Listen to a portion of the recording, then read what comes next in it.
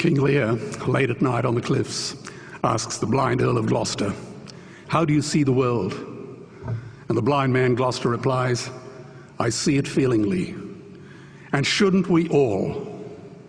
Animals must be off the menu because tonight they are screaming in terror in the slaughterhouses, in crates and in cages, vile, ignoble gulags of despair."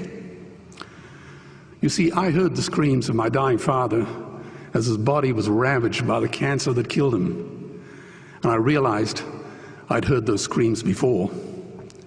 In the slaughterhouse, their eyes stabbed out and their tendons slashed, on the cattle ships to the Middle East, and the dying mother wail as a harpoon explodes in her brain as she calls out to her calf.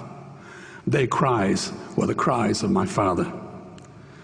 And I discovered that when we suffer as equals.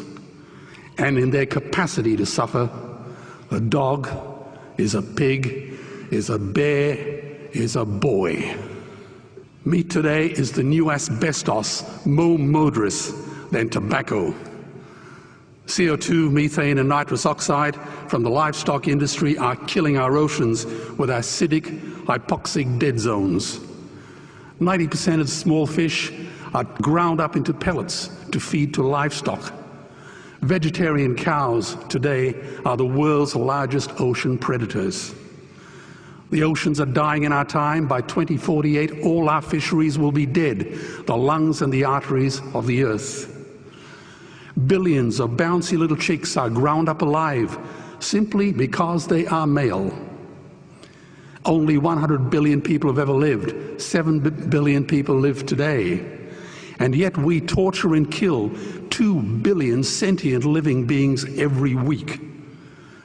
10,000 entire species are wiped out every year because of the actions of one. And we're now facing the 6th mass extinction in cosmological history.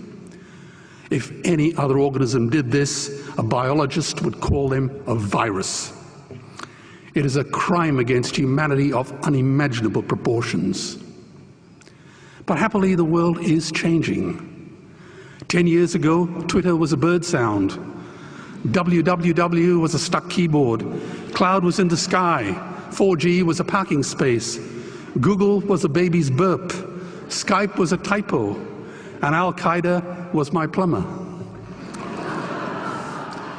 Victor Hugo said, "There is nothing more powerful than an idea whose time has come." Well, animal rights today is now the greatest social justice issue since the abolition of slavery. Do you know there are over 600 million vegetarians in this world? And that is bigger than the United States, England, France, Germany, Spain, Italy, Canada, Australia, New Zealand, all put together. If we were one nation, we would be bigger than the 27 nations of the European Union. Can you believe that? And despite this massive demographic footprint, we are still drowned out by the raucous hunt and shoot and killing cartels who believe that violence is the answer when it should not even be a question. Meat kills animals, kills us, and is killing our economies. Medicare has already bankrupted the United States. They will need $8 trillion invested in treasury bills just to pay the interest, and they have precisely zero. They could shut down every school, Army, Navy, Air Force, Homeland Security, Marines, CIA, and FBI, and they still will not have the money to pay their doctor bills. And our Cornell and Harvard say that the optimum amount of meat in a healthy human diet is precisely zero. Water, as you know, is the new oil. Nations will soon be going to war for it. Underground aquifers that took millions of years to fill are now running dry. It takes 50,000 liters of precious drinking water to make 1 kilo of beef. Today, 1 billion people are hungry. 20 million people will die from malnutrition. Cutting meat by only 10% will feed 100 million people, and eliminating meat will end starvation forever. If everyone ate a Western diet, we would need 2 planet Earths to feed us. We've only got one, and she is dying. Greenhouse gas emissions from livestock is 50% greater than transport, as Peter said. Cars, trains, buses, ships, lorries, the whole lot. And as I travel around the world, I see poor countries who sell their grain to the West while their own children starve in their arms, and the West feeds it to livestock so we can eat a steak? Am I the only one who sees this as a crime? Believe me, every morsel of meat we eat is slapping the tear-stained face of a hungry child. When I look into her eyes, do I remain silent? The earth can produce enough food for everyone's need, but not enough for everyone's greed. We are facing the perfect storm. If any nation had developed weapons that could wreak such havoc on the planet, we would launch a preemptive military strike and bomb it back into the Bronze Age. But it's not a rogue state, it's an industry. The good news is we don't have to bomb it. We can just stop buying it. Sir George Bush was wrong. The axis of evil does not run through Iraq, Iran, or North Korea. It runs through our dining tables. Weapons of mass destruction are our knives and forks. Our proposition is the Swiss Army knife of the future. It solves our environmental, water, human health problems and ends cruelty forever. The Stone Age didn't end because we ran out of stones. This cruel, disgusting industry will end because we run out of excuses. Meat is like the 1 and 2 cent coins. It costs more to make than it's worth. And I come from the bush. Farmers are the ones with the most to gain. Farming won't end, it would boom.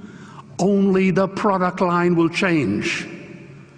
Farmers would make so much money they won't even bother counting it, and I'd be the first to applaud them. Governments would love us.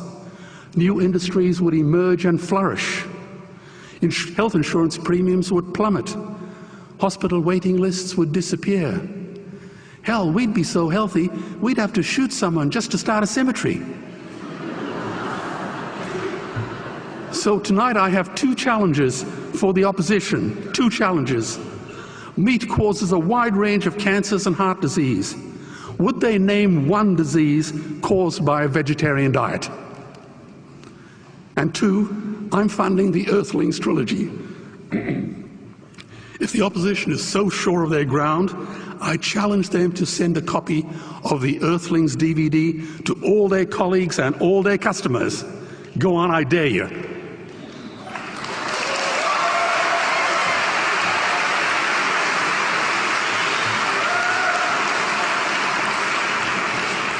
Animals are not just other species, they are other nations, and we murder them at our peril. The peace map is drawn on a menu.